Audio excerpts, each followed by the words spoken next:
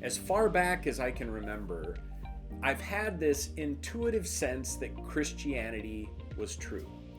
I don't mean that in some kind of a scientific sense, or we can trace it back, or any of that kind of stuff. What I'm talking about is I had a sense that Christianity was kind of like the photograph that you go by for a jigsaw puzzle. That there were the pieces of my life, the pieces of human existence, and that Christianity had the design that would kind of pull it all together in a way that it would make sense. Not that it would remove me from the ups and downs of life, not that it would save me from the hardships of life, but that it would make sense of all of those things in a way that would enable me to live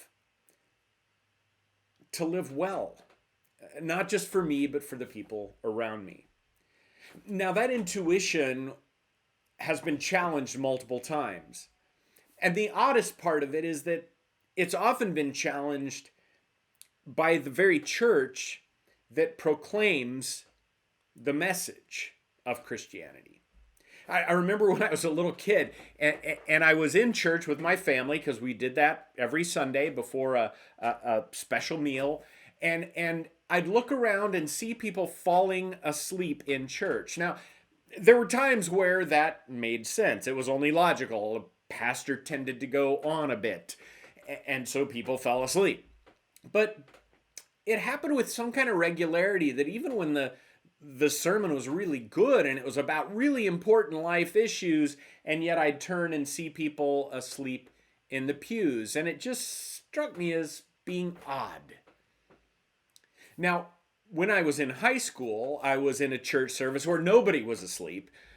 And the reason for that was that the visiting preacher, who was close friends with our pastor, stood up during the sermon and said, "I need to tell all of you that your pastor has been sleeping with a member of the choir. And that's why his family, his wife and children, aren't here now. They've left. But I need to let you know that this is what's going on." And I remember thinking, wow, really? A pastor doing that? How does that work together with the hope, the message that is Christianity? Later, when I was in college, I became a religion major because I wanted to learn more about my faith. And I remember being in some of those religion classes and realizing that the professors weren't trying to train us in the faith. Instead, there was this attempt to dislodge our faith. Maybe it was a sense that, like, well, our faith wasn't up to academic standards, and so they were going to knock those things out. But I remember one time one kid got up, walked out of the class during a test, threw the test into the wastebasket, and the teacher actually told that story in future classes as some kind of badge of honor, that the teaching that he had done had somehow knocked the crutches out from under this person. I guess in the hope that they'd have the right kind of faith. But I remember thinking this whole time, why would a religion major want to debunk religion? It just didn't make sense to me. As I continued to grow and was involved in different parts of ministry, those kinds of stories happened again and again and again. In a college conference with other college students from other campuses, we got together, and one of the things the speaker was talking about was just sexual purity. And it was at that very conference that one of the leaders of one of the groups made a pass at me. And I was like, how did that person get to be a leader and at a conference doing this in such a crazy way that then they're doing exactly what you are not supposed to do according to what's being taught at this conference? It just doesn't make any sense to me. Now, I know a lot of you have had that kind of an experience as well. I know that that's been something that that you've had to go through. There's endless variations of these kinds of experiences, and I'm still having different ones where I'm disappointed by Christians or disappointed by the church. So I know you've experienced that as well. But the really important question is, what do we do with those experiences? I mean, sure, we can be angry and upset at the hypocrisy or whatever we want to call it of Christianity, but that only takes us so far. The important question, once you get through that first stage, is now what?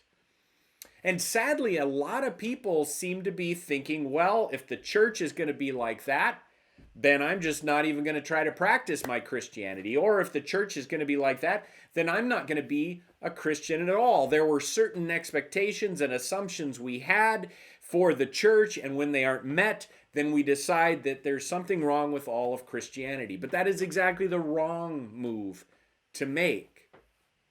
That was certainly the wrong move for me to make, because I still knew deep down, even after all of these experiences, that the message of the Bible was the way to make sense of life.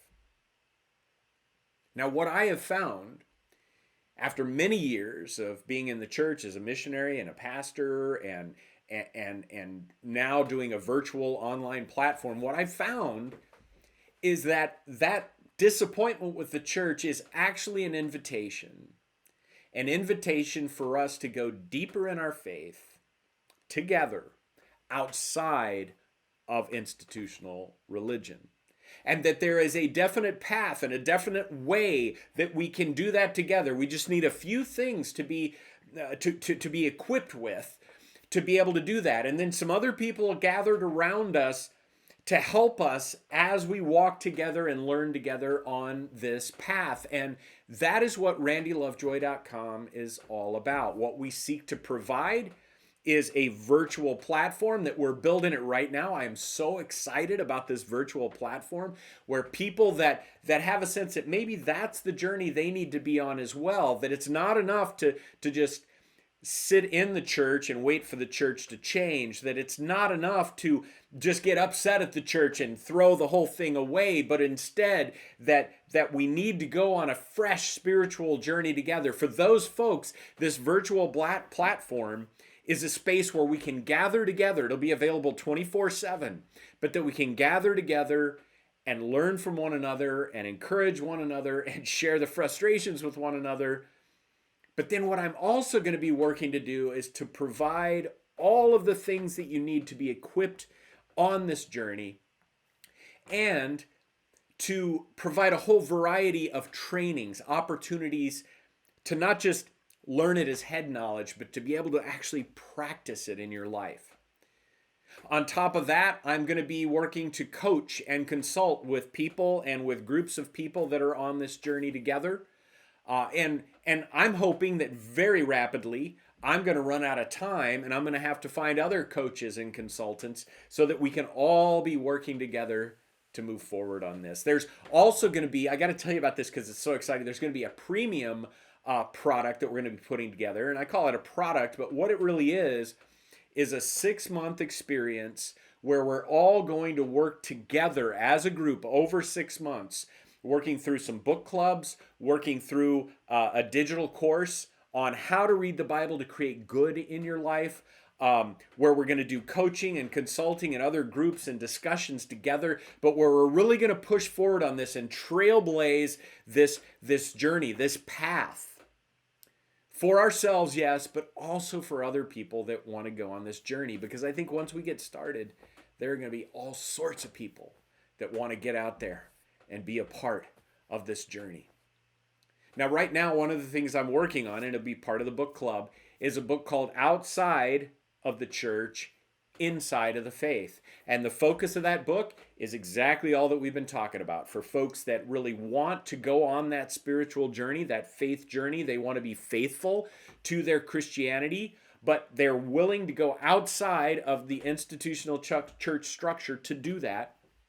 This book's going to give you an overview of how we're going to approach this, of the ways that we're going to equip you, of the ways that you can be involved. And my goal is just bottom line, it's going to inspire you to join us in that journey, because we need to all be doing this together so that we can figure out what it means to be a Christian in this emerging rhythm of life that we're caught up in right now, so that future generations will be able to also find and experience the joy that is there, the meaning and purpose that is there for us in Christianity. On this YouTube channel, we're going to be developing different aspects of this journey. There's going to be a section that's already started, but I got a lot more to do on my personal journey, just sharing where I've come from, how I'm moving forward. I wanted to give you a quick overview here, give you a chance to get to know me a little bit better. And I just encourage you, dive into this stuff. And if you'd like to have a 15-minute live conversation with me, then do that on the website, randylovejoy.com. There's a way you can sign up for a 15-minute conversation, because I'd love to hear about you and your journey and see if there's some ways that we might be able to walk together in the next steps of where your faith is going to take you.